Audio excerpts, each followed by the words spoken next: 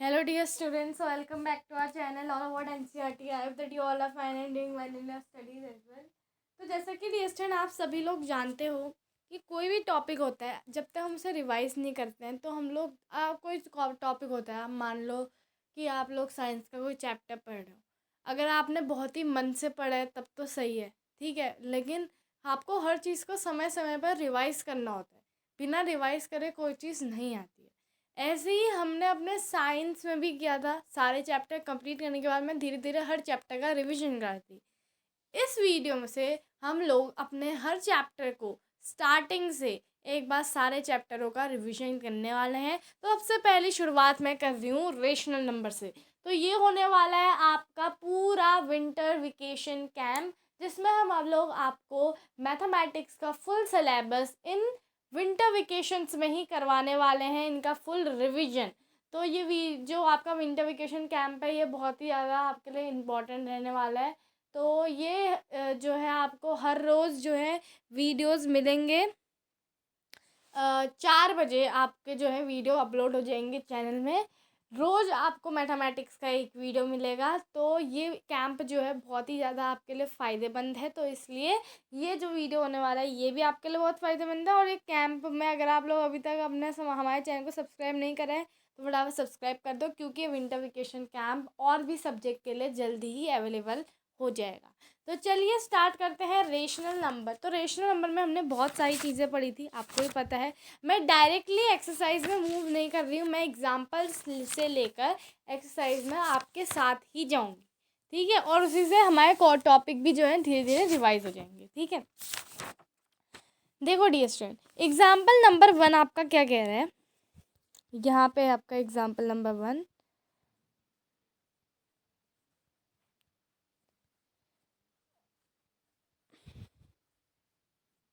ये देखिए dear student, ये आ गया आपका एग्जाम्पल नंबर 1। साथ में सॉल्व करेंगे विदाउट सीइंग आंसर, ओके। तो देखो फाइंड क्या लिख रखा है, फाइंड लिख रखा है 3/7 प्लस -6/11 प्लस -8/21 और प्लस 5/22। यही है क्वेश्चन। अब इसको सॉल्व करेंगे साथ में। अब देखो जो रेशनल नंबर्स होते हैं वो नंबर्स होते हैं जो p/q की फॉर्म में लिखे जाते हैं, जहाँ पे आपका जो q होता है वो 1 के इक्वल नहीं होता है और p और q दोनों इंटीजर्स होते हैं, ठीक है। तो ये बात तो सबको क्लियर हो गई होगी, ठीक है। अब देखो हम लोग को ऐड करना है। तो कोई बच्चे होंगे जो कहेंगे कि मैम हम चारों का एक साथ एल्शियम ले लेते हैं। कोई बच्चे कहेंगे मैम चारों का एक साथ नहीं लेते हैं, but what we can do is we can divide them into 2 pairs.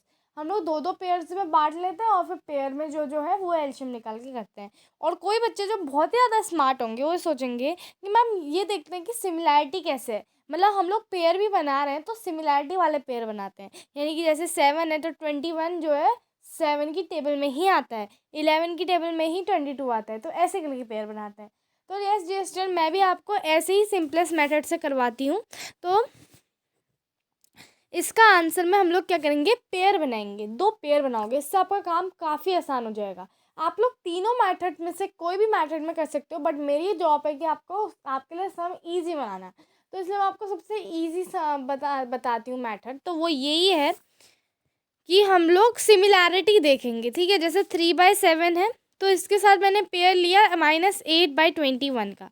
क्यों? क्योंकि 7 की टेबल में ही 21 आता है, डेट्स वाई।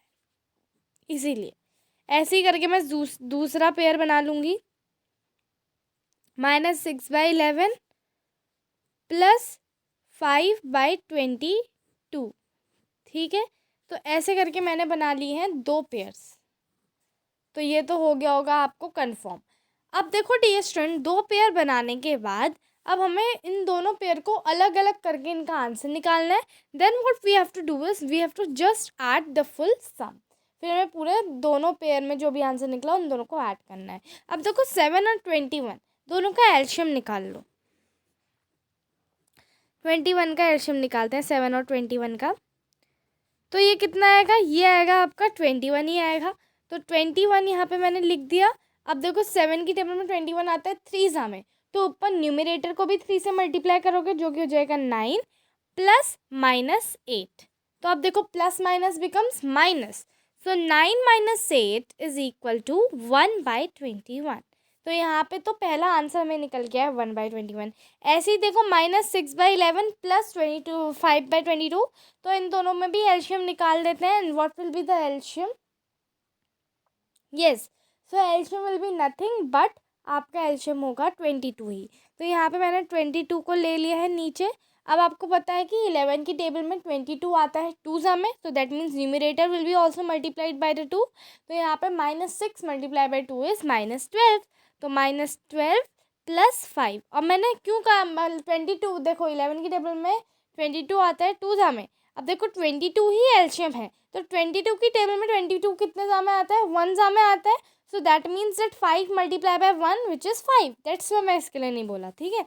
अब देखो -12 प्लस 5, तो यहाँ पे क्या होगा? Plus minus becomes minus. तो 12 माइनस 5 इज 7। बट कौन सा साइन लगेगा? बड़े वाले का। तो बड़ा वाला है 12, 12 का है माइनस साइन, तो -7/22। तो अब यहाँ पे हमें इन दोनों को ऐड करना है, 1/21 प्लस -7/22, ठीक है। तो अब हम लोग 22 और 21 का एलशियम ले लेंगे, तो वो कितना होगा? 22 और 21 का एलशियम। तो फटाफट इसको निकाल लेते हैं। तो मैं भी अभी DST निकाल ही रही हूँ। Yes, 21 multiply by 2 is 42 and 42 multiply by 11 is 11 2 ज़ा 22, 22 का 2 इधर, 2 ऊपर कैरी, 11 4 ज़ा 44, 44 प्लस 2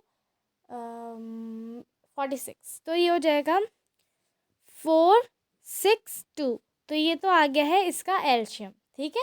अब देखो 462 21 की टेबल में कितने ज़ा में आता है? 22 ज़ा में आता है, ठीक है। तो यहाँ पे हो जाएगा 22 प्लस 22 की टेबल में 462 कितने ज़ा में आता है? 21 ज़ा में आता है।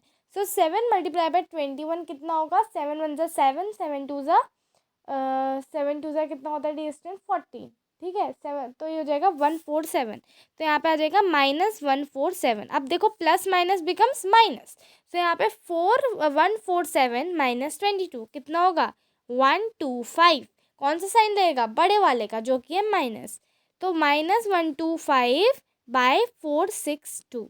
तो कितने सिंपली हमने सॉल्व कर लिया, ठीक है। तो अब डियर स्टूडेंट मूव ऑन करते हैं हमारे एग्जाम्पल नंबर 2 में। तो एग्जाम्पल नंबर 2 हमसे कहता है find -4/5 multiply bye 3/7 multiply by 15/16 multiply by -14/9। ठीक है, यही है आपका सवाल। अब देखो डियर स्टूडेंट, आप लोग इसमें भी जो है सिमिलैरिटी से पेयरिंग कर सकते हो, ठीक है। तो और जो मैंने आपको बहुत सारी प्रॉपर्टीज़ पढ़ाई थी रेशनल में, जो मैंने प्रॉपर्टीज़ आपको बताई थी वो थी closure property, commutative property, associative property, distributive property. ये 4 प्रॉपर्टीज़ मुख्य मैंने आपको पढ़ाई थी, ठीक है। अब देखो डियर, मैंने आपको बताया था कि जो क्लोजर प्रॉपर्टी होती है वो इसमें एम करती है कि अगर आप कोई 2 नंबर को, मतलब जैसे मैं आपको बताऊँ, आप कोई 2 इंटीजर को प्लस कर रहे हो तो आपका आंसर भी इंटीजर ही आना चाहिए। अगर आप 2 रेशनल नंबर को प्लस करते हो तो आपका आंसर रेशनल नंबर आना चाहिए। तो ये क्लोजर प्रॉपर्टी एम करती है। ऐसे ही जो आपकी कम्यूटेटिव प्रॉपर्टी होती है डियर स्टूडेंट, कम्यूटेटिव प्रॉपर्टी क्या कहती है? कम्यूटेटिव प्रॉपर्टी ये कहती है कि आप कैसे भी करके ऐड या सब्ट्रैक्ट कर सकते। जैसे मैंने कहा 4 - 2 कितना होता है? 4 - 2 होता है 2। ऐसे ही मैंने करा -2 + 4। अगर मैं इसको भी सॉल्व करूँगी तो भी मेरे को कितना आंसर बनेगा? मतलब कम्यूटेटिव प्रॉपर्टी आपका बेसिकली इस चीज़ में एम करती है कि कैसे भी आप कोई भी चीज़ कर लो बट आंसर आपका सेम ही आना चाहिए, है ना। यही बोलती है आपकी कम्यूटेटिव प्रॉपर्टी, ठीक है। और नेक्स्ट मैं आपको बताती हूँ एसोसिएटिव। एसोसिएटिव कहती है कि आप कोई भी ग्रुपिंग कर लो। जैसे मैंने कहा 4 + 2 और बाहर से +3, ठीक है। मैंने 4 + 2 का एक ग्रुप बनाया और +3 कर दिया। अगर मैं इसी को एक्सचेंज करूँ, मैं इसको लिखूँ 4 + 3 बाहर 2 कर दिया, तो आप कैसे भी करके ग्रुपिंग करो, आंसर आपका सेम आएगा। ये एम करती है एसोसिएटिव प्रॉपर्टी और डिस्ट्रीब्यूटिव प्रॉपर्टी आपका एम करती है। जैसे कोई भी सवाल हो तो आप उसे तोड़ के लिख सकते हो। जैसे 103 है, तो अगर आप इसको तोड़ोगे तो कैसे लिखोगे, 100+3, है ना, डिस्ट्रीब्यूटिव प्रॉपर्टी, जब आप डिस्ट्रीब्यूट कर देते हो चीज़ों को, ठीक है। तो यहाँ पर मैं आपको ये सारी चीज़ें बता रही थी डियर स्टूडेंट। अब देखो हम लोग ये सवाल कर लेते हैं जो हमारे आप पास आया है। तो -4/5 को मैंने ले लिया है आपका मल्टीप्लाई बाय 15/16, ठीक है। अब देखो 16 4 की टेबल में आता है, तो ये हो जाएगा, ये आपके दोनों कट जाएंगे तो -1 और 4 बचेगा। ऐसे ही 15 कट जाएगा, 3 और 1 बचेगा। तो आपका आंसर क्या आएगा, -3/4। ये आया पहले मल्टीप्लिकेशन ग्रुप का आंसर। दूसरा मल्टीप्लिकेशन ग्रुप था हमारा 3/7 मल्टीप्लाई बाय -14/9, ठीक है। अब इसको भी सॉल्व कर लेते हैं। तो 9 तो कट जाएगा 3 की टेबल से, 3 आ गया, और -14 भी कट जाएगा, -2। तो अब यहाँ देखो डियर स्टूडेंट, यहाँ पे आपका क्या आंसर आता है, यहाँ पे आपका आंसर आता है -2/3, ठीक है, -2/3। अब क्या करना है, अब मैंने लिया -3/4 मल्टीप्लाई बाय -2/3। अब देखो 3 और 3 कट गया, -1 बच गया, 4 2 से कट गया, 2 बचा और ऊपर आ गया -1। तो ये हो जाएगा आपका 1/2, क्योंकि 2 माइनस के साइन है तो माइनस माइनस बिकम्स प्लस। तो आपका आंसर क्या आएगा, 1/2 आंसर आ जाएगा, ठीक है। तो बहुत ही सिंपल हमने ये वाला भी एग्जाम्पल कर लिया है। अब आ जाओ डियर स्टूडेंट हमारे एग्जाम्पल नंबर 3 में। तो एग्जाम्पल नंबर 3 कहता है, अच्छा इसमें है कि नहीं है एग्जाम्पल नंबर 3, देखना पड़ेगा। ओके, तो इसमें एग्जाम्पल नंबर 3 है हमारा। तो एग्जाम्पल नंबर 3 क्या कहता है, 2/5 multiply by -3/7 -1/14 -3/7 multiply by 3/5। Again आप लोग करेंगे ग्रुपिंग, ठीक है। पहले तो मल्टीप्लिकेशन का ग्रुप बना लेते हैं और जो डिजिट बन रही है उसको लास्ट में रख देते हैं, ठीक है। तो देखो डियर स्टूडेंट, कैसे इसको सॉल्व करना है। यहाँ पे मैंने 2 ग्रुप बना लिए हैं। 2/5 मल्टीप्लाई बाय मैंने ले लिया है आपका अच्छा देखो डियर स्टूडेंट, यहाँ पे डिस्ट्रीब्यूटिव प्रॉपर्टी लगेगी, क्योंकि आप देख सकते हो कि यहाँ पे एक नंबर ऐसा है जो बार बार आ रहा है। सो यहाँ पे हम लोग लगाएंगे डिस्ट्रीब्यूटिव प्रॉपर्टी। तो यहाँ पे मैंने ले लिया है -3/7 कॉमन, ठीक है। मैंने -3/7 अंदर कॉमन ले लिया है। अब डियर स्टूडेंट मेरे को क्या करना है, मैंने कॉमन लेने के बाद क्या करा, अंदर रखा। अंदर क्या रखा, 2/5 + 3/5, क्योंकि ये दोनों ही मल्टीप्लाई हो रहे थे -3/7 से। और मैंने एंड में रख दिया है -1/14 को, ठीक है। तो यहाँ पे मैंने जो प्रॉपर्टी यूज़ की है वो है डिस्ट्रीब्यूटिव प्रॉपर्टी, सबसे पहली प्रॉपर्टी। कम्यूटेटिव प्रॉपर्टी से आप अरेंज कर सकते हो अच्छी तरह, बट डिस्ट्रीब्यूटिव प्रॉपर्टी मैं डायरेक्टली लिख रही हूँ। आप लोग जब एग्ज़ाम देने जाओगे तो कम्यूटेटिव प्रॉपर्टी भी आप लिख के आना, ठीक है। डिस्ट्रीब्यूटिव प्रॉपर्टी, तो अब देखो डियर स्टूडेंट, -3/7 तो आउटसाइड है, तो अंदर जो 2/5 और +3/5 है, तो इनका एडिशन करने में हमें लिखा 5/5, जिसको हम लोग काट के 1 भी लिख सकते हैं, but I am writing 5/5 for you children, okay. तो अब देखो मैंने -1/14 अभी बाहर रखा है, तो अब हमें इनसे मल्टीप्लाई कर देते हैं। तो हमें मिल जाएगा -15/35 और -1/14। अब 14 और 35 का एलशियम ले लेंगे, जो कि आ जाएगा 70, ठीक है। 70 आ गया, एलशियम 70 आ गया।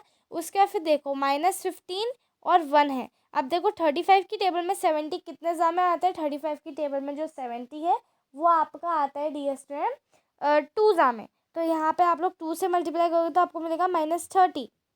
ऐसे ही 14 के टेबल में 75 जा में आता है, तो अब यहाँ पे आ जाएगा -5। तो अब देखो -5 और -30 दोनों को ऐड करोगे मिलेगा -35/70। अब इसको कट कर दोगे तो मिल जाएगा -1/2। तो आपका आंसर आएगा -1/2। तो यहाँ पे देखो dear student how easily we have solved this question. अब आ जाओ एक्सरसाइज 11.1 में। तो यहाँ पे एक्सरसाइज 1.1 आ गई है। 1.1 तो ये कहती है कि name the property under multiplication used in each of the following. Okay, तो we have to name property. तो सबसे पहला यहाँ पे आपको दिया है -4/5 multiply by 1 equals to 1 multiply by -4/5 equals to -4/5। ध्यान से देखो डियर स्टूडेंट, हमने बहुत सारी चीज़ें पढ़ी थी, ठीक है। इसमें आपको जो प्रॉपर्टीज़ नज़र आ रही हैं वो 2 से ज़्यादा भी हो सकती हैं, ठीक है। ज़रूरी नहीं है कि आप एक ही प्रॉपर्टी लिख रहे हो, इसमें ज़्यादा से ज़्यादा प्रॉपर्टीज़ भी हो सकती हैं। अब जैसे ये क्वेश्चन को ध्यान से देखना, -4/5 multiply by 1 equals to 1 multiply by -4/5 equals to -4/5, है ना, यही है। अब देखो डियर स्टूडेंट, यहाँ पे इस पहली प्रॉपर्टी मैं आपको बताती हूँ, वो है कम्यूटेटिव प्रॉपर्टी। ये तो क्लियर हो गया होगा। दूसरा मैंने आपको रोल ऑफ 0 और रोल ऑफ 1 बताया था मल्टीप्लिकेशन में। तो रोल ऑफ 1 मैंने आपको क्या बताया था कि जब हम किसी नंबर को 1 से मल्टीप्लाई करते हैं तो हमेशा सेम ही आंसर मिलता है, ठीक है। ऐसे ही मैंने रोल ऑफ 0 में बताया था, किसी भी नंबर को ऐड करते हैं तो हमें 0 से ऐड करते हैं तो हमें जो है सेम नंबर ही मिलता है, ठीक है। तो अब देखो, जो मल्टीप्लाई करते हैं ना सिर्फ 1 से, उसको हम कहते हैं 1 जो है एडिटिव आइडेंटिटी है, ठीक है। एडिटिव आइडेंटिटी मैंने आपको बताया था, एडिटिव आइडेंटिटी क्या है, ठीक है। एडिटिव आइडेंटिटी मैंने आपको बताया था कि 1 is the multiplicative identity for integers. ऐसे ही मैंने आपको एडिटिव इन्वर्स के बारे में बताया था। एडिटिव इन्वर्स क्या होता है डियर स्टूडेंट, एडिटिव इन्वर्स के बारे में भी मैंने आपको बताया था, बहुत सारी जानकारी है कि व्हाट इज़ एडिटिव इन्वर्स, ठीक है। एडिटिव इन्वर्स और एडिटिव आइडेंटिटी में बहुत अंतर होता है। मल्टीप्लिकेटिव आइडेंटिटी यानी कि मैंने आपको बताया था ना कि जो आपका 1 है वो मल्टीप्लिकेटिव आइडेंटिटी है, बट एडिटिव आइडेंटिटी क्या है, एडिटिव आइडेंटिटी है आपका 0 से आप कोई भी नंबर को ऐड करते हो तो आपको सेम आंसर मिलता है। 1 is the multiplicative identity but 0 is the additive identity, ठीक है। एडिटिव आइडेंटिटी है 0। और एडिटिव इन्वर्स के बारे में भी मैंने आपको बताया था, ठीक है। मल्टीप्लिकेटिव इन्वर्स के बारे में मैंने बताया था, रेसिप्रोकल करके मल्टीप्लाई करते हैं तो हमें 1 मिलता है हमेशा, ठीक है। ये बात मैंने आपको बताई थी मल्टीप्लिकेटिव इन्वर्स के केस में, ठीक है। अब मैं आपको बताती हूँ कि व्हाट इज़ एडिटिव इन्वर्स, ठीक है। तो एडिटिव इन्वर्स में डियर स्टूडेंट मैंने आपको बताया था, कोई भी नंबर को अगर आप उसके नेगेटिव से मल्टीप्लाई करते हो या फिर मान लो जैसे कोई नंबर नेगेटिव है उसको प्लस से मल्टीप्लाई करते हो, है ना, तो आपको हमेशा क्या मिलता है, 0 मिलता है, ठीक है। सो आप लोग इसमें क्या करोगे, कोई भी नंबर का इन्वर्स से जब आप किसी को ऐड करते हो तो आपको हमेशा 0 ही मिलता है। तो ये होती है आपकी एडिटिव इन्वर्स, ठीक है। तो आप देखो पहले वाले का आंसर क्या होगा, अंडर मल्टीप्लिकेशन प्रॉपर्टी नेम करनी है, तो यहाँ पे आप लोग आंसर लिखोगे मल्टीप्लिकेटिव आइडेंटिटी, मल्टीप्लिकेटिव आइडेंटिटी, ठीक है डियर स्टूडेंट। अब देखो आपका ऐसे ही सेकंड वाला दे रखा है -13/17 multiply by -2/7 equals to -2/7 multiply by -13/17। तो ये तो बहुत सिंपल है, दिखने से ही लग रहा है कि इसका आंसर होगा कम्यूटेटिव प्रॉपर्टी, कम्यूटेटिव प्रॉपर्टी। पहले वाले का मल्टीप्लिकेटिव आइडेंटिटी और कम्यूटेटिव प्रॉपर्टी दोनों हो सकता है। तो एग्ज़ाम में अगर दोनों लिख के आते हो तो टीचर को कोई हक नहीं है कि आपके नंबर काटे, ठीक है। नेक्स्ट हम आते हैं थर्ड वाले में, जो कि है -19/29 मल्टीप्लाई बाय 29/-19 इक्वल्स टू 1। तो यहाँ तो साफ दिख रहा है कि ये है मल्टीप्लिकेटिव इन्वर्स, मल्टीप्लिकेटिव इन्वर्स।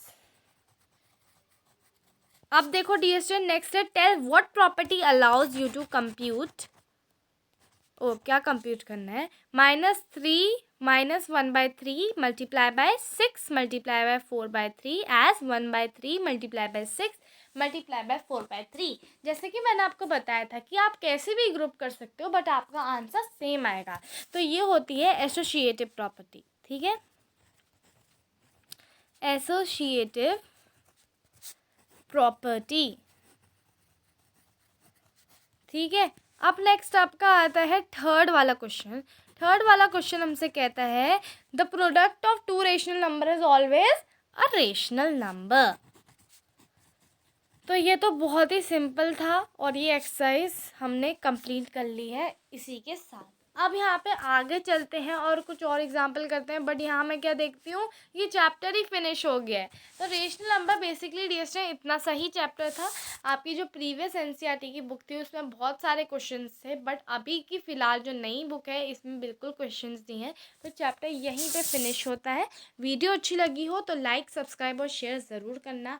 और अगर ज़रा सी भी हेल्प मिली हो रेशनल नंबर में या और अच्छे से समझ में आ गया हो तो सब्सक्राइब भी कर देना। ठीक है डियर स्टूडेंट, तो यहाँ पे आपके लिए हमने रेशनल नंबर का भी पूरा रिवीजन करवा दिया है। सो लास्ट में ये कहना चाहूँगी, लाइक, सब्सक्राइब एंड शेयर।